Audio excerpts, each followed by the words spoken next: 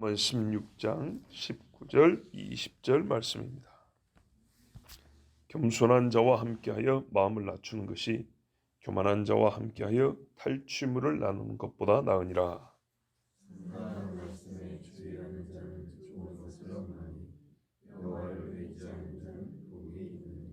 아멘. 자, 19절에 보면 겸손한 자와하고 함께하면 좋은 것이 뭐냐? 교만한 자가 탈취물을 얻어가지고 사람하고 나눕니다. 탈취물이니까 뺏은 거죠. 몰래 먹는 떡이 맛있고 남의 것을 뺏어 먹으면 더 맛있다 그러는데 이게 못된 소리죠. 하여튼 심정적으로 사람이 내 것이 아닌 남의 것을 꽁으로 취하면 기분이 좋은가 봐요.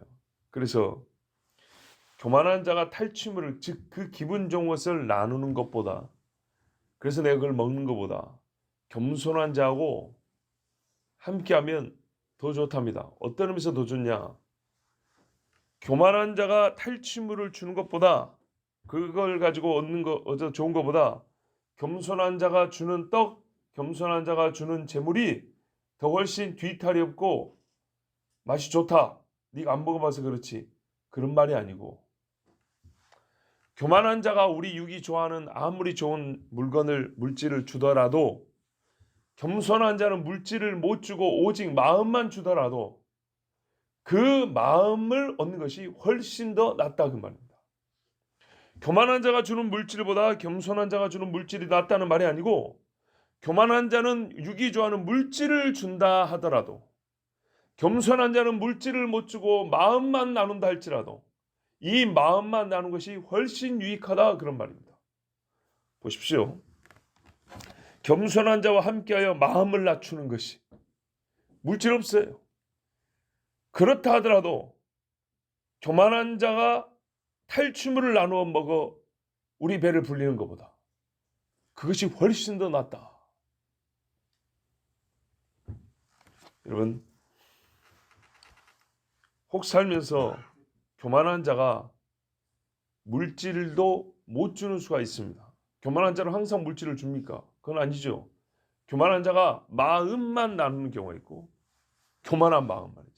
교만한 자가 교만한 마음을 나누면서 다른 사람의 마음을 뺏기 위해서 뇌물처럼 물질을 더 주는 경우가 있어요. 겸손한 자로 항상 마음만 주나요?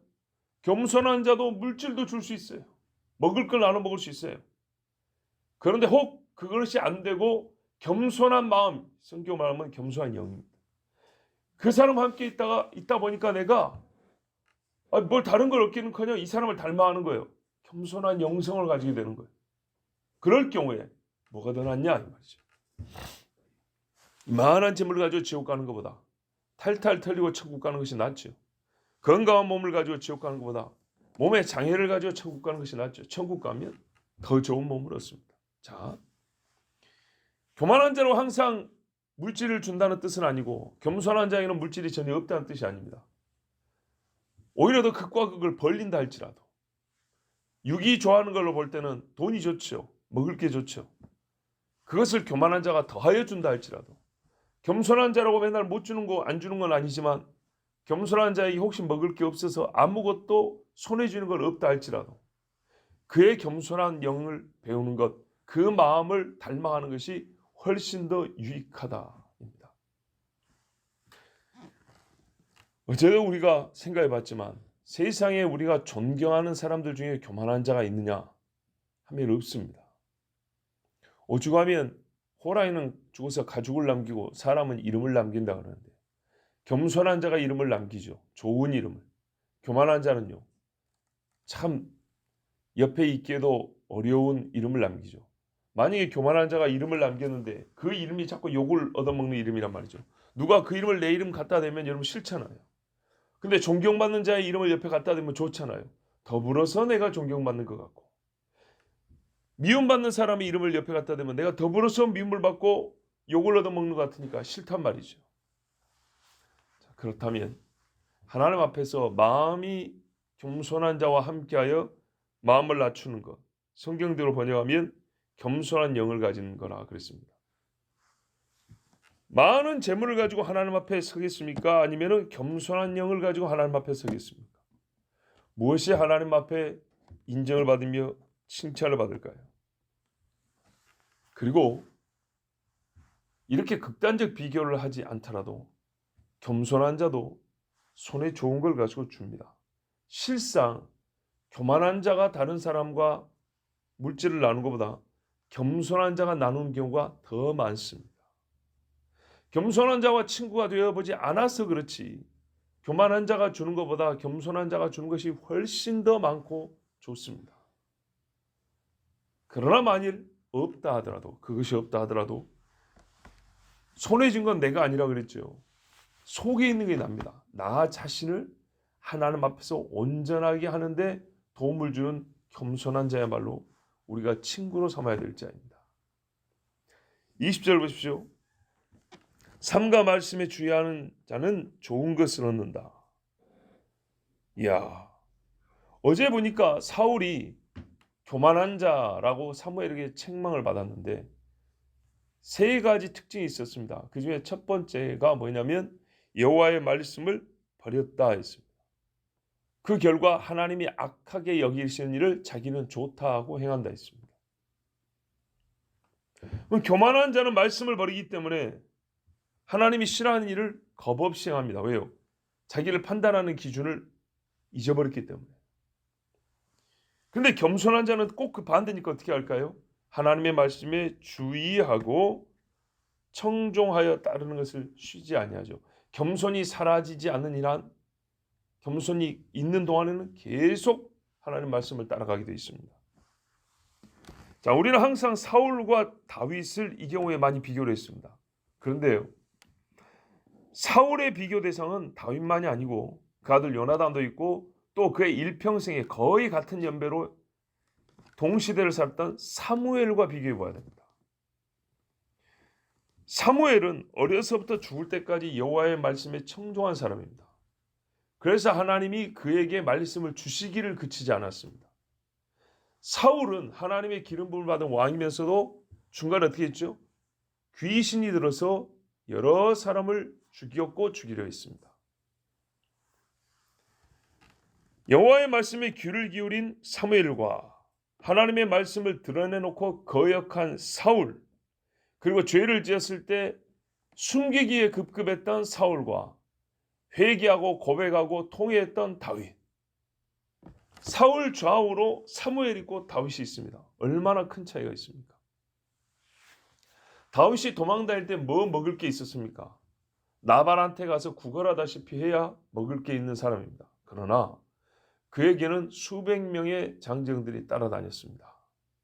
성경이 말하기를 그들 중에는 좋지 않은 류, 즉 불량배 기질이 있는 사람도 많이 있지만 처음에 모일 때는 원통하고 마음에 억울한 일이 있는 사람들, 즉 세상 어디에서도 자기의 말을 들어줄 수도 없고 들어주지도 않고 도와주지도 않는 그런 괴로운 일을 가진 사람들이 다윗과 함께 한다 했습니다. 왜죠? 사울이 힘이 있지만 사울은 우리의 말을 들을 줄 모르는 완악한 마음을 가진 사람입니다. 다윗은 힘이 없지만은 다윗은 하나님의 마음을 갖고 있기 때문에 이 사람들의 마음을 헤아릴 수도 있는 사람입니다. 그런다고 잘못하고 왔는데도 무조건 봐줬다는 얘기는 아닙니다. 자, 사울은 갈수록 좋은 것을 잃었고 사무엘은 하나님 주신 좋은 것을 평생 유지했고 다윗은 갈수록 좋은 것을 더 얻었습니다.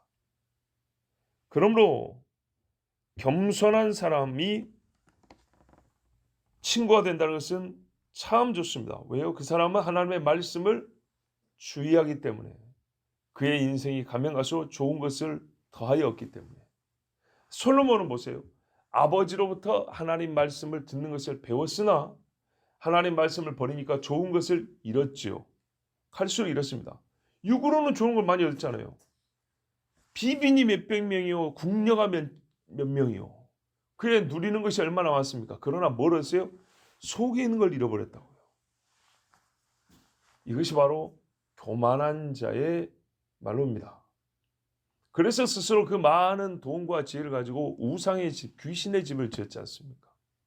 하나님이 말했어요. 그거를 깨기 전에 솔로몬의 속을 찾아오셨다고요. 꿈에 나타나서 하시는 말씀이 네가 왜 나를 버리느냐, 네가 왜 아버지의 길을 따라가지 아니하느냐고 책망했습니다. 번개를 때려서 벼락으로 먼저 우상의 집을 깨부시기 전에 솔로몬의 마음을 다시 깨부시기 위해서 하나님이 찾아왔단 말씀입니다. 오늘 우리 20절 말씀이 그래서 딱 맞습니다. 그런데 이게 번역이 좀 다르게 가능합니다. 무슨 말씀이냐면 히브리 원어를 보니까 마시킬 알 따바르 이무자 토브 되어 있는데 여기에 따바르가 뭐냐면 평상에는 말씀으로 번역을 됩니다. 근데 히브리어 이 번역을 보면 다바르를 크게 두 가지로 번역하는데 말씀으로 번역할 때가 있고 우리가 하는 일로 번역할 때가 있습니다. 그러면 맥락을 따라가야 되는데 여기 보면 마시킬을 이렇게 나왔습니다. 이게 뭔 말이냐면 그가 뭘 했다는 뜻인데 어떤 사람이 뭘 했다는 건데 어떻게 했냐 하면은 신실하게 했다 이런 말입니다. 신실하게 사력 있게 신실하기보다는 사력 있고 분별력 있게 했다, 일을 했다 그런 말입니다. 어떤 사람이 어떻게 해요? 일을 했다, 분별력 있게. He acts prudently. 그가 사력 있고 분별 있게 일을 했다 이런 뜻입니다. 근데 이거를 따바르가 말씀이기 때문에 그가 말씀을 사력 있게 행했다. 말이 잘 안 맞잖아요. 그런데 따바르를 말씀으로 번역하고 싶으니까 이 마시키를 어떻게 했냐면 분별 있게 했는데 주의하여로 우리가 번역을 한 겁니다. 근데 이 따바르가 만약에 말씀만으로만 번역이 된다면 앞뒤가 안 맞죠. 근데 성경에 거의 반은 따바르를 일이라고 번역을 합니다. 그럼 일을 넣어보니까 말이 되는 거예요. 그가 사력 있게 행했다. 분명히 행했다는 뜻입니다. 근데 따바르를 일로 하면 그가 분별력 있게 일을 했다. 그러면 어떻게 되냐 20절이 어떤 사람이 분별 있게 일을 한다면 그는 좋은 것을 얻나니 이렇게 말이 됩니다. 자, 여러분 각주에도 보세요. 20절 밑에 각주에 여러분 보통 성경은 5번 이렇게 돼 있죠. 있습니까? 거기 뭐라고 돼 있어요? 이 일을 처리하는 자는 이렇게 돼 있죠. 자, 제가 없는 헛소리한 거 아닙니다. 이게 히브리어 번역이 이렇게도 되고 저렇게도 되는데 명사하고 동사를 맥락으로 보면 일로 번역하는 것이 더 자연스러운 겁니다. 그게 옛날에 선조들이 번역했다는 방법입니다. 근데 1900년대에 오면서 그것을 바꿔서 우리 번역처럼 영어 번역의 글이 먼저 갔고 우리가 영어 번역을 따라온 겁니다. 자, 그래도 말이 틀린 건 아닙니다. 말이 되긴 돼요. 그러나 우리가 본래적 의미로 말하면 분명히 히브리어 동사가 일을 한 걸 가리킵니다. 그리고 뒤에 다바르가 일로도 번역이 되고 말씀으로도 번역이 되고 둘 중에 하나가 번역이 되고 성경에 여러 군데서 일로 번역한 데가 반이요 말씀으로 번역한 데가 반이라면 여기는 굳이 말씀으로 번역 안 해도 잘못한 것이 아니거나 죄 짓는 것이 아니다 이런 말입니다. 그래서 어떻게 됩니까? 어떤 사람이 사력 있게 일을 한다면 그는 좋은 것을 얻으리라 이렇게 말이 됩니다. 이제 문제는 이거죠. 사력 있게 지혜롭게가 상당히 폭넓게 해석이 되는 것이죠. 그러면 여러분 우리가 어떻게 하죠? 사력 있고 주의 깊다는 말은 자기가 참고해야 될 자료들을 잘 찾아보는 사람이고 실수하지 않도록 애를 쓰는 사람이고 또 교만하고 덜렁덜렁 일을 하는 것이 아니라 겸손하고 차분하고 그렇죠. 혹 잘못하지 아니하도록 말 그대로 주의 깊게 일을 하는 사람 아니겠습니까? 자연적으로 사람의 성품이나 그 사람의 덕성을 보면 겸손한 자에 가까운 겁니다. 성경에 지혜롭게 일을 한 사람이 누구냐? 그래서 좋은 걸 얻은 사람이 누구냐? 예를 들면 아브라함의 종 엘리에셀이 있습니다. 자, 엘리에셀은 아브라함에게 뭘 명령받았냐면 내 아들의 아내감을 찾아와라 그랬습니다. 데리고 와라 했습니다. 데려오기 전에 내 아들을 그쪽으로 데려가면 안 된다. 이게 아브라함의 명령입니다. 구체적으로 그 부인감을 어떻게 찾을 것인지 우리 아들의 부인감, 즉 내 며느리감이 될 여자인지 아닌지 그녀를 어떻게 분별하여 어떤 기준을 가지고 선정을 할 것인지에 대해서는 전혀 가르쳐 주기 없고, 우리 조상들이 있는 땅에 가서 사자 데리고 와라고만 얘기했어요. 지역만 가르쳐 줬어요. 그 지역에 가서 여자를 데리고 와라, 이게 명령이지, 그 지역에 가서 누구 집의 딸을 어떤 방식으로 어떤 기준으로 찾아서 데리고 와란 말은 없어요. 그런데 이 엘리에셀은 평시에 보세요, 하나님을 의지하고 기도하는 아브라함의 종이란 말이죠. 그래서 아브라함을 똑 닮은 거예요. 그래 아브라함이 엘리에셀을 자기 후계자로 삼으려고까지 했습니다. 나하고 닮지 않은 종을, 감히 종을 어떻게 후계자로 삼습니까? 이삭을 받기 전에 하나님 앞에 했다고, 아이고 저 다메섹 사람 엘리에셀이나 잘 되게 해주십시오 그랬다고요. 그러니까 하나님 뭐라 그래요? 아니 그거 아니고 사라가 낳을 아들이다. 이렇게 다시 하나님이 꾸짖으면서 말씀했어요. 그만큼 훌륭한 사람이 엘리에셀입니다. 아브라함을 똑 닮은 사람이에요. 그래서 어땠어요? 엘리에셀이 주인의 명령을 받았는데 어떻게가 구체적이지 않아요. 그러나 그가 행한 일은 바로 기도였어요. 자기 조상이, 아니 자기 주인 아브라함이 한 것처럼 거의 고향 그 바단 아람에 거의 가까워지자 하나님 앞에 기도를 했어요. 하나님, 주인이 이렇게 말했는데 내가 어떻게 찾아야 되겠습니까? 제가 한 가지 생각이 떠올랐습니다. 그것도 아무렇게나 한 게 아니죠. 왜냐? 여인으로서는 하기 어려운 일이에요. 깊은 샘에 두레박을 갖고 와서 낙타 10마리를 먹일 정도로 물을 계속 길어 올리는 거예요. 여러분 옛날 우물에 줄 묶어서 두레박 한 3, 4리터 정도 되는 두레박을 내려가지고 끌어올리는 걸 대여섯 번 해도 팔이 아픈데 물동을 이고 계단을 쭉쭉쭉 내려가야 된다고요. 한참 내려가서 물을 퍼 올리는 이런 우물에서부터 긴 줄을 달아가지고 올리는 우물까지, 우물이 여러 종류인데 진짜 큰 우물은 2층 3층 내려가듯이 계단 타고 내려가서 계단 타고 다시 올라오는 그런 우물들이에요. 자, 그래가지고 사람도 먹이고 낙타도 10마리나 먹였다. 이게 처음 보는 사람한테 가능하겠습니까? 굉장히 어려운 일이죠. 근데 엘리에셀은 이 정도 돼야 아브라함의 며느리가 될 수 있다고 생각했어요. 왜요? 평상시 아브라함이 어떤 사람인지 알잖아요. 그리고 하나님 앞에 기도를 했어요. 지혜롭게 일을 행한 겁니다. 사울이 왜 다윗을 무서워했냐? 전쟁에 능하기만 한 게 아니라 보낸 데마다 그가 지혜롭게 행하였다. 이것이 사울에게 오히려 그를 두려워하고 미워할 이유가 됐다고 성경에 말합니다.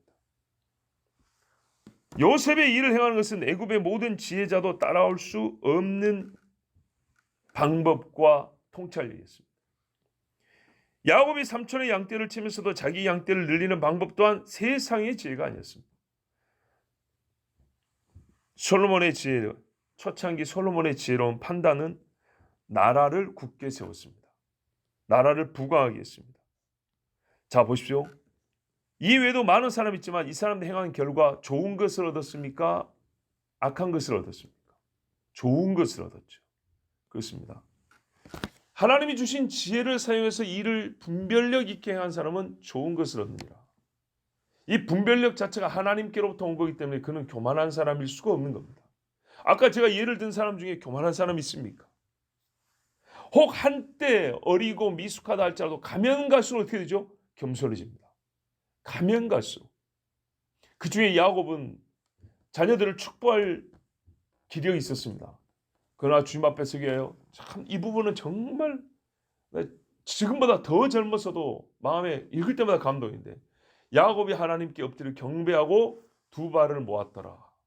주님 앞에 갈 줄 다 그렇게 했다는 겁니다. 얼마나 하나님 앞에 진짜 사람 앞에 아니라 하나님 앞에 단정한 모습인지. 이 사람들은 다 하나님 앞에 자기를 낮추는 사람이었고 갈수록 하나님께 좋은 것을 얻은 사람이었습니다. 한때만 그런 게 아니고 가면 갈수록 평생에 하나님을 신뢰하고 의지하여 인생길을 걸었습니다. 처음은 미약했다 할지라도 갈수록 주를 의지함이 더해갔고 그에 따라서 주의 인도하심도 더 강력하고 또렷했습니다. 야곱의 경우만 보더라도 바단 아람으로 도망갈 때는 불확실하고 두렵고 모든 게 미정이었죠. 근데 돌아올 때는 두려움도 있었지만 두려움을 감해 주시고 어디로 가서 무엇을 할까요? 감해 주시고 나중에 애굽으로 내려갈 때 역시 두려웠지만 요셉이 거기 있음으로 말미암아 하나님의 뜻이 또렷하게 보였습니다. 그래서 죽을 때는 오히려 어떻게 했습니까? 12 아들의 장래와 이 민족의 미래에 대하여 정확하게 예언을 하고 죽었습니다. 어릴 때는 자기 혼자도 무슨 일을 겪을지 몰랐지만 다윗도 보세요. 기름 부음 받을 때 왕이 된다고는 하는데 이건 언제 죽을지 모르는 파리 목숨처럼 날아다니는 도망다니는 인생 아니었습니까? 그래서 하는 말이 나와 죽음은 한 걸음 차이라고 요나단에게 그렇게 말했죠. 나중에 보세요. 하나님의 집을 지을 것을 알고 하나님의 주신 시계 하늘에 있는 성전의 그 모습을 보고 자기 아들에게 이 나라의 장래와 하나님께서 하신 다윗 집의 미래에 있을 일까지 다 예언을 하고 가르쳐 주었지 않습니까? 얼마나 또렷하게 보입니까? 여호와를 의지하는 자가 하나님께 복을 받는 것이 얼마나 확실합니까? 성경에 유사한 말씀으로 여호와께 피하는 모든 사람은 복이 있다는 시편의 말씀도 있고 이사야 30장에 보면 대저 여호와는 공의 하나님이시라 정의 하나님이심이라 그를 기다리는 자마다 복이 있도다가 있지만 예레미야 17장 5절에서 8절은 오늘 말씀과 거의 같습니다. 여호와께서 이와 같이 말씀하시니라 무릇 사람을 믿으며 육신으로 그의 힘을 삼고 마음이 여호와에서 떠난 그 사람은 저주를 받을 것이라. 그는 사막의 떨기나무 같아서 좋은 일이 오는 것을 보지 못하고 광야 간주한 곳 건건한 땅 사람이 살지 않는 땅에 살리라. 갈수록 이렇게 갑니다. 그러나 무릇 여호와를 의지하며 여호와를 의뢰하는 그 사람은 복을 받을 것이라. 어떻게? 그는 물가에 심어진 나무가 그 뿌리를 강변에 뻗치고 더위가 올지라도 두려워하지 아니하며 우리가 시편 1편에서부터 읽은 말씀이죠. 누가 복이 있는가? 그 잎이 청청하며 가무는 해에도 걱정이 없고 결실이 그치지 아니함 같으리라. 시편 84편 10절에서 12절에 주의 궁정에서 한 날이 다른 곳에서의 첫날보다 나은즉 악인의 장막에 사는 것보다 내 하나님의 성전 문지기로 있는 것이 좋사오니 교만한 자의 탈취물을 나는 것보다 겸손한 자와 함께하여 있는 것이 나으니 어디까지 갑니까? 이것이 여호와 하나님은 해요 방패이시라. 여호와께서 은혜와 영화를 주시며 정직하게 행하는 자에게 좋은 것을 아끼지 아니하실 것입니다. 자, 좋은 것이죠. 그 다음에 만군의 여호와여 주께 의지하는 자는 복이 있나이다. 아멘. 오늘 20절 말씀이 성경 다른 곳에서 곳곳에 똑같이 반복하여 울리고 있습니다. 겸손은 논쟁을 일으키지 않고 스스로 어느 정도 절제할 줄 아는 모양새를 보이는 소위 중립주의가 아닙니다. 알면서도 다툼을 피해서 이거 잘 몰라 이렇게 말하는 게 겸손이 아닙니다. 그건 거짓말이죠. 겸손한 자는 모든 일에 하나님의 판단, 곧 주의 말씀을 그대로 받아들입니다. 이게 성경에 말하는 가장 분명하고 뚜렷한 확실한 겸손의 증거입니다. 그에게 하나님은 지혜를 더해줍니다. 왜? 그런 마음이니까 지혜를 주는 거예요. 돈에 욕심이 없어야 돈을 더 주는 거예요. 그래야 바르게 쓰죠. 욕심을 갖고 있는 사람은 주면 줄수록 어떻게 해요? 바르게 쓰지 않습니다. 악을 행한 데 쓰죠. 겸손한 자에게는 하나님이 지혜를 더해 주사 그가 행하는 일들마다 좋은 것을 결과물로 열매로 얻게 하십니다. 그래서 사람을 먼저 낮추신다고요. 이는 교만한 자가 자기 힘으로 얻은 어떤 것에도 비교할 수 없이 좋은 것이 마치 사망과 생명을 비교할 수 없음과 같습니다. 교만한 자는 얻으면 얻을수록 하나님 앞에 심판을 받을 거리지만 겸손한 자는 그 좋은 것이 하나님으로부터 오므로 땅에서 누리며 또한 하나님 앞에 상 받을 일을 하게 됩니다. 과부는 보세요. 2렙돈도 하나님께 드렸으니 예수에게 칭찬을 받았고 교만하고 거짓말하는 당시의 바리새인들은 하나님 앞에 크게 과장되게 드러냈지만 하나도 하나님이 받지 않으시고 오히려 화 있을진저 그랬습니다. 한 번뿐 아니라 사람이 여호와를 의지하는 평생 우리 하나님은 그에게 복이 되시고 또 영원한 복락으로 인도하십니다. 그러므로 어제 오늘 우리가 늘 들은 말씀이지만 본문에 따라 더욱 하나님 앞에 겸손하게 힘쓰고 주를 의지하는 마음 진짜 완전히요. 주님이라는 지지대 없이는 나의 마음이 기댈 데가 없도록 완전히 하나님께 나의 모든 것을 기대어 의지하십시오. 하나님이 복을 약속하십니다. 기도하겠습니다.